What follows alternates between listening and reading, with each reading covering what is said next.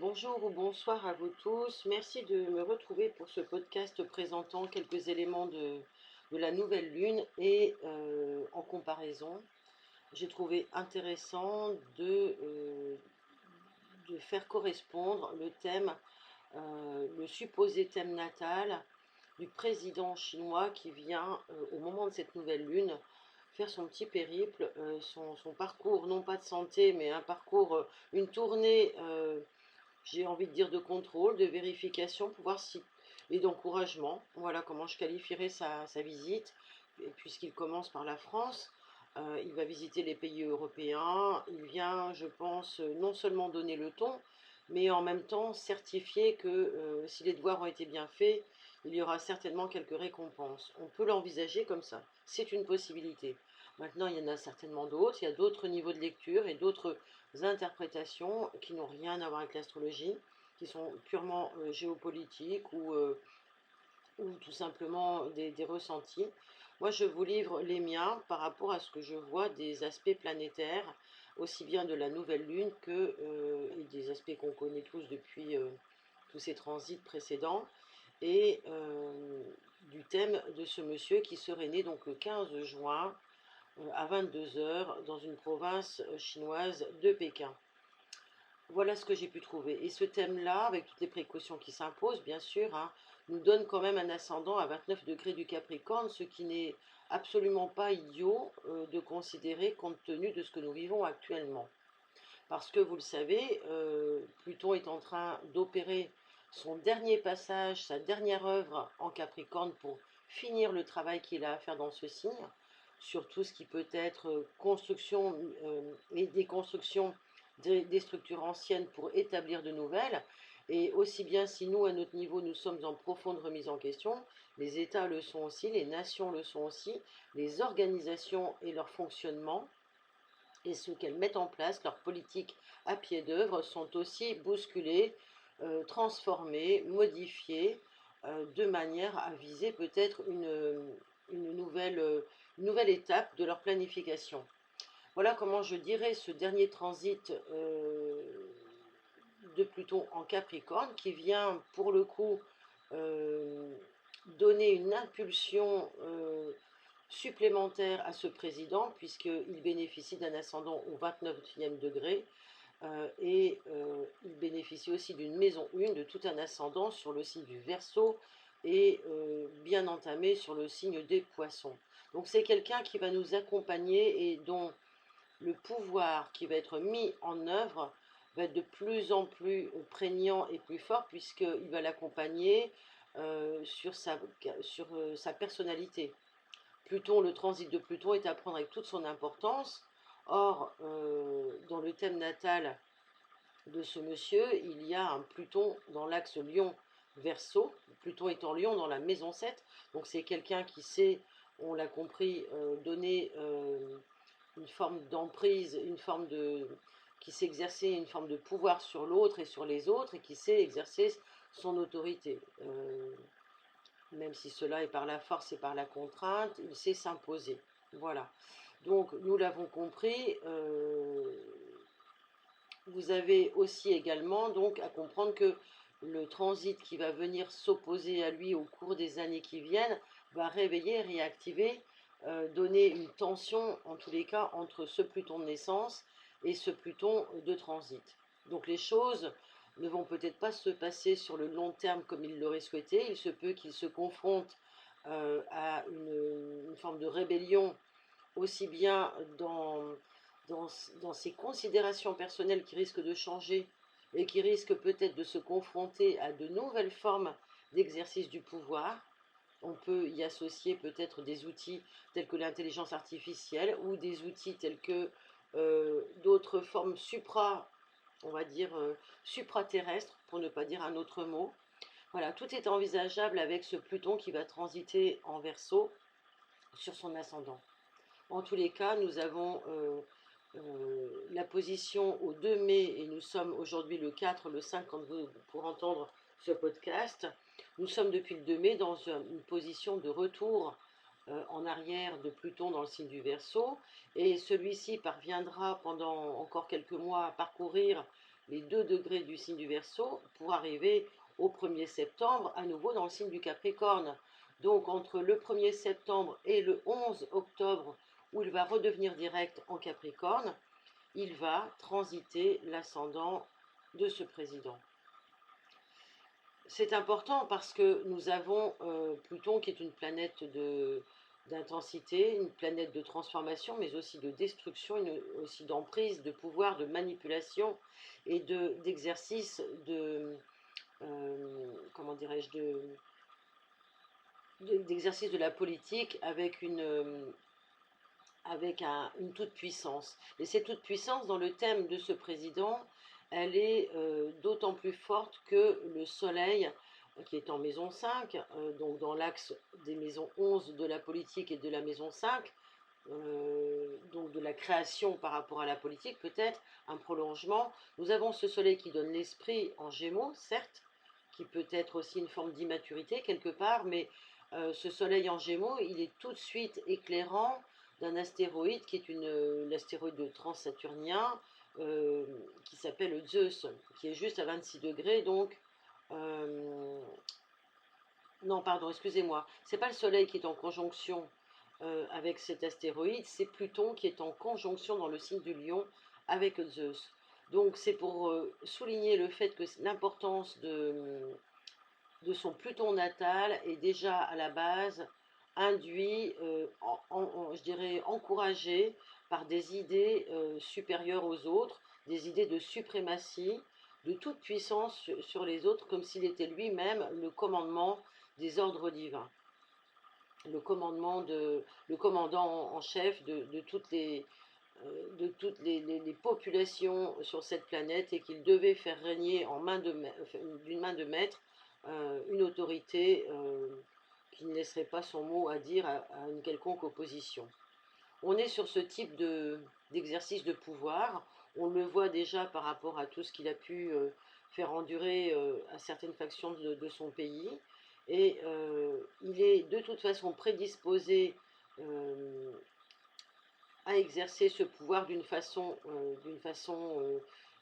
dans un militantisme excessif, dans une façon très certainement agressive, parce que déjà au départ, cette créativité qui lui est donnée par l'astéroïde lui donne des capacités d'organisation, de leadership incontestables, mais au négatif, si Pluton vient le contrarier, et ça va être le cas durant ces 20 prochaines années, eh bien il y aura au négatif de l'agressivité et des actions militaires qui seront encouragées.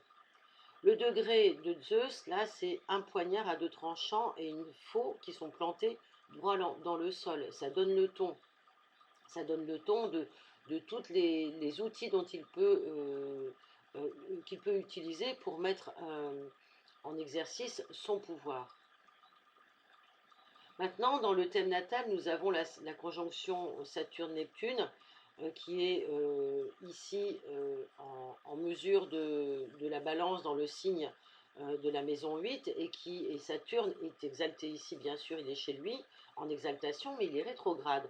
Donc il est sur quelque chose qui est plutôt de l'ordre de l'inconscient, qui pourrait toucher des mémoires de devoir, et je dirais des mémoires séculaires, voire parasitantes. C'est pour cela que je dis séculaire, parce que les parasitages peuvent être aussi à son niveau de commandement, c'est-à-dire qu'il peut être habité par des mémoires de ses ancêtres qui ont eux-mêmes gouverné ou exercé des rôles importants à des époques différentes. Ça peut être ou dans sa famille avec des inspirations qui lui donnent cette capacité à se prendre pour le tout-puissant, mais en même temps le tout-sachant, celui qui doit remplir ce devoir-là. Il a une contrainte là derrière. Et en même temps, pour le tout commun, Saturne-Neptune ensemble rétrograde, c'est aussi une peur peut-être de transgresser la loi et une peur du mensonge qui peut se traduire par une paranoïa aiguë. Maintenant, dans le signe de la balance, c'est le signe de la diplomatie, de l'harmonie, du couple, mais c'est aussi le signe de tous les accords et de tous les échanges internationaux qu'il pourra mettre en œuvre. Et en maison 8, on peut dire que ça risque d'être toujours compliqué parce que le tempérament est vigilant, certes, mais rebelle et querelleur. Donc il peut être toujours dans une tendance à supposer chez l'autre une faute, un manquement au respect des règles, et à leur faire payer par la suite. Ça, c'est fort possible. On est en mesure de le supposer, puisque cette peur de transgresser la loi et la peur du mensonge peuvent l'animer à exercer un contrôle, et on l'a vu, on le voit dans son pays actuellement, à exercer un contrôle qui soit généralisé, si j'ose dire. Et à utiliser toutes les formes justement subversives pour mieux contrôler de façon insidieuse. Il y a eu un reportage, d'ailleurs, on m'a soufflé ça dernièrement, je n'ai pas vu le reportage, mais les ressortissants de ce pays qui vivent par exemple en France et qui sont surveillés et sont même l'objet de chantage odieux pour pouvoir correspondre à ce qu'on attend d'eux dans le pays d'accueil. Et ça a été prouvé par des enquêtes qui ont été faites. Donc je vous laisse vous documenter sur le sujet si vous voulez en savoir un peu plus. Donc proche du Pluton natal, qui est donc en Lion, hein, nous avons aussi également Pallas qui vient donner des éléments pour forger l'esprit dans une forme de stratégie opérationnelle pour toute prise de pouvoir. Et proche de Jupiter, nous avons donc le Soleil, et Jupiter qui vient donner des impulsions calculées et une volonté certainement expansionniste. On l'a vu pour cette façon de gouverner toutes ces provinces et d'étendre comme un seul dogme sa volonté suprême dans une couleur politique qu'on connaît.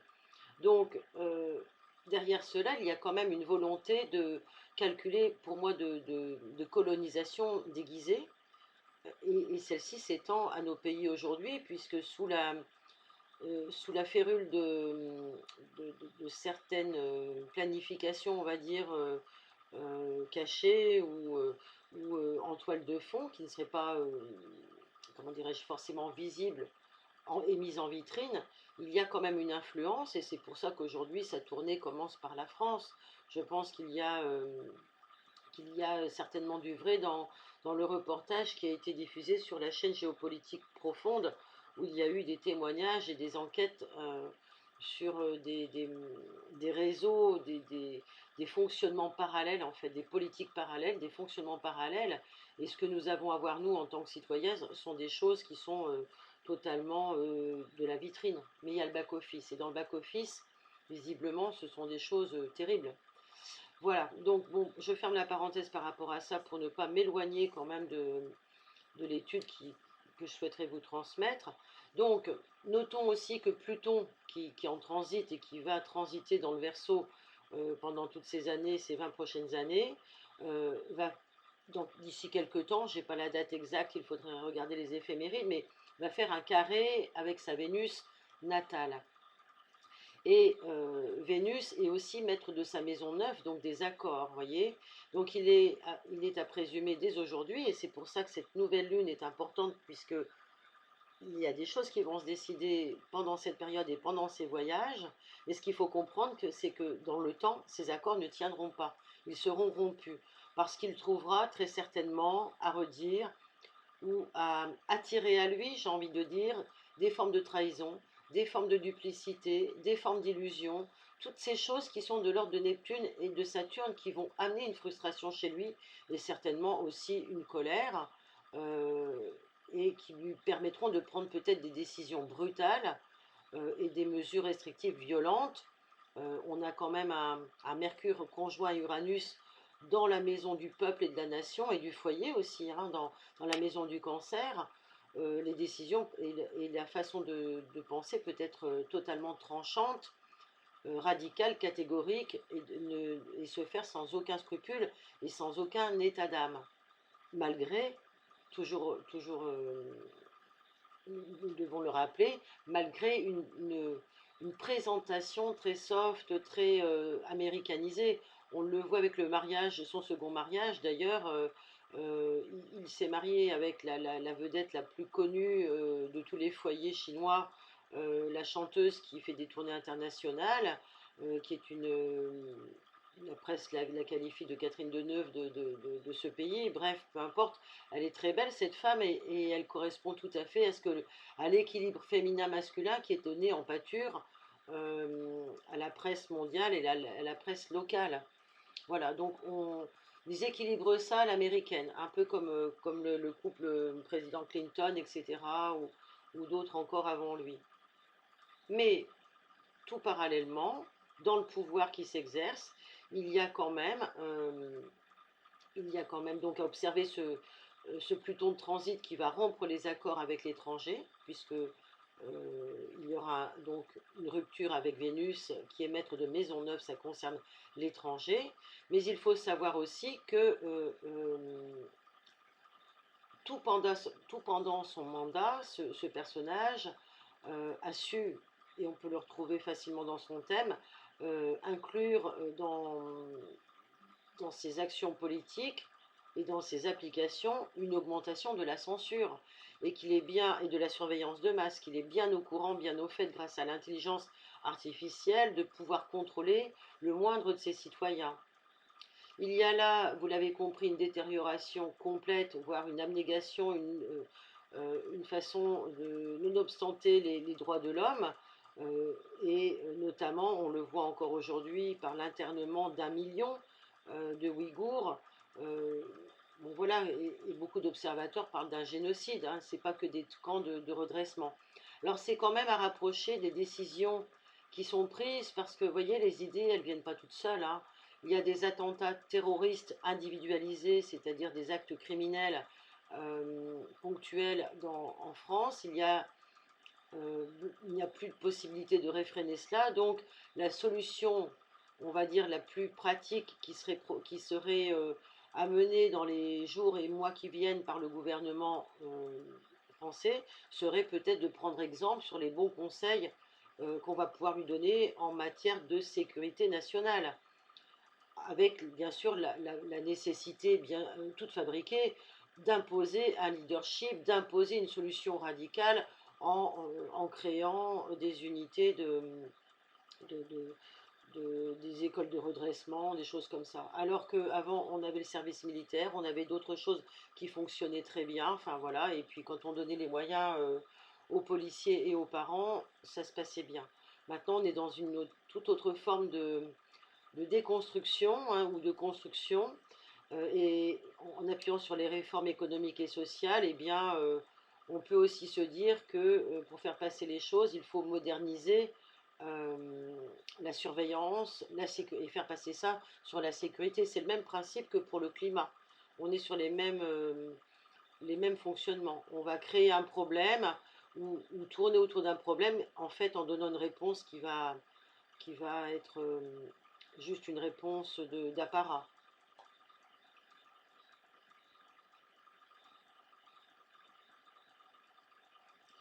Voilà, donc pour cette partie, qu'est-ce que nous pouvons dire également?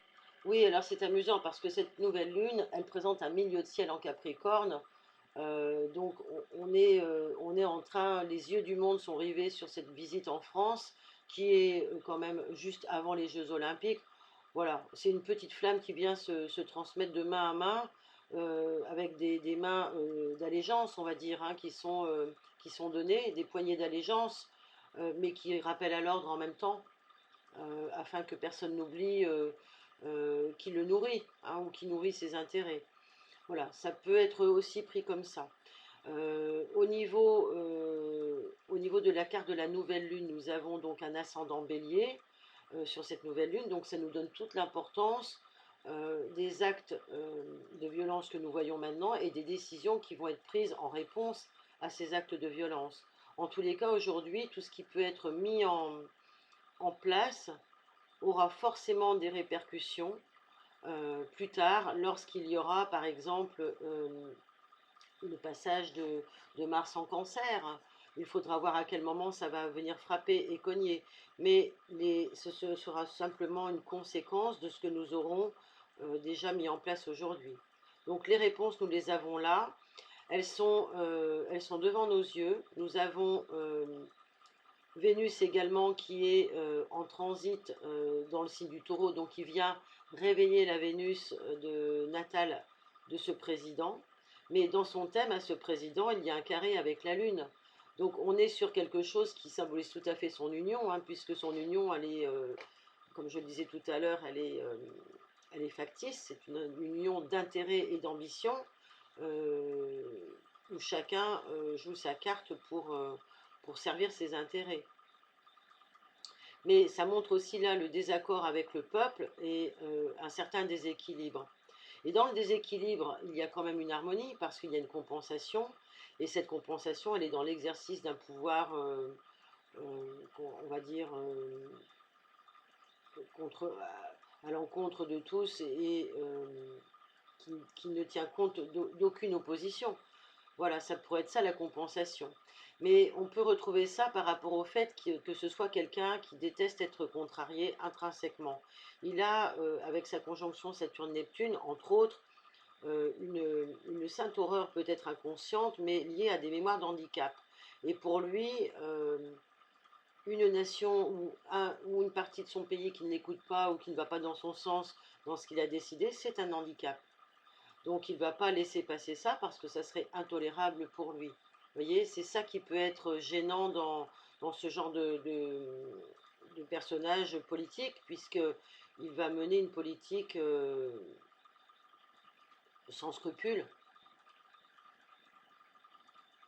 Alors beaucoup décrivent la période du mois de mai comme radicalement le point de départ des grands changements, des grands événements, si j'ose dire, aussi bien au niveau terrestre qu'au niveau politique, au niveau géopolitique, au niveau individuel, mais surtout des choses que nous allons subir en termes d'épreuves par cette guerre qui ne fait que s'amplifier, qui vient de plus en plus rejoindre je dirais, qui passe à travers l'écran de télévision, mais pour venir rejoindre nos vies. Hein. Maintenant, c'est plus à des milliers de kilomètres de chez nous, c'est quelque chose qui nous menace sévèrement, puisque ça a été encouragé dans ce sens.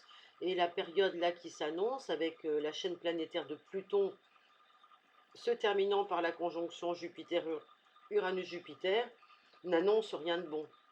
N'annonce rien de bon. Là maintenant, Mars, pendant 2 mois, jusqu'au 11 juin, je crois, un mois et demi, va rester dans le signe du bélier.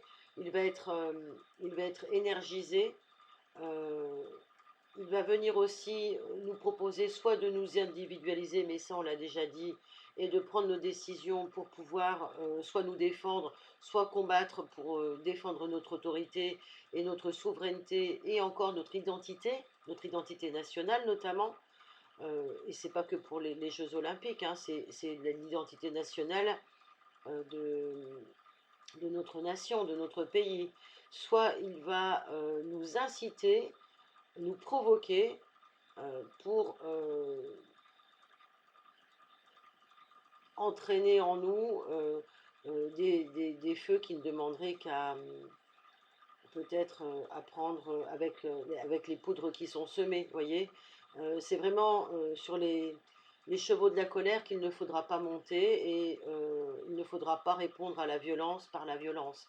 C'est la mise en garde qui pourrait être, encore une fois, qui pourrait être lancée pendant cette période et surtout peut-être un recul nécessaire pour observer ce qui est en train de se mettre en place et surtout garder le discernement par rapport à ce qui est en train de se jouer et avec toute raison gardée, faire attention à ce qui se passe autour de soi, voir qu'est-ce qui est encouragé en fait, de manière à pouvoir protéger peut-être au-delà de ses intérêts, sa santé, sa famille et ensuite ses intérêts.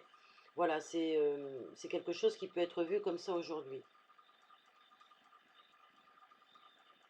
D'autant plus que cette nouvelle lune, elle est encadrée par Mars-Mercure, donc je pense que ça ne va pas tarder, hein, il va suffire de quelques jours, voire peut-être même d'une semaine au moment où je fais ce podcast pour vous dire que sur la deuxième quinzaine de mai, il y aura des mesures qui seront prises, qui vont être radicales, violentes, et peut-être qui vont être encore en réponse à un événement qui serait l'événement de trop. Voilà, ça peut être l'occasion, faisant le larron, ça pourrait venir en plus renchérir la nécessité d'intervenir avant les Jeux Olympiques. Voilà, pour proposer quelque chose qui soit encore de la sursécurité, sachant que ça n'empêchera pas, ça ne protégera pas forcément les bonnes personnes et que ça sera peut-être pour servir d'autres intérêts. Mais bon, voilà. En tous les cas, ces mesures, elles vont sortir de terre et, à mon avis, elles vont être sacrément difficiles à accepter pour la plupart d'entre nous. Voilà ce que j'ai envie de dire. Donc, ce mois de mai promet d'être mémorable, d'être encore une fois historique. C'est pas un mot qui est forcément de circonstance parce que tout est historique dans ce que nous vivons. Mais ce qu'on peut aussi dire, c'est qu'à côté de ça, et surtout, il y a aussi la planète qui va pouvoir aussi s'exprimer et nous en faire voir de toutes les couleurs par rapport au fait que ben voilà, il peut y avoir des inondations d'un côté, des incendies d'un autre, des tremblements de terre surtout. Il y a beaucoup de choses qui peuvent se passer pendant et à partir de maintenant, à partir du mois de mai, quand le mois de mai sera déjà bien commencé. Voilà, chers amis, écoutez, j'espère que ce podcast vous aura été utile et agréable. Maintenant, je vous invite à le partager si vous le souhaitez, à liker. Vous pouvez même faire un don par le biais de ce podcast et je vous en remercie d'avance. Cela m'encourage à continuer. Et puis, je vous souhaite surtout beaucoup de précautions, beaucoup de centration. Restez comme j'aime à le dire, Christo-centré, vraiment restez centré sur vos cœurs, sur ce qu'il y a de meilleur pour vous, sur votre santé, sur la santé de vos proches, et puis passez une belle lunaison.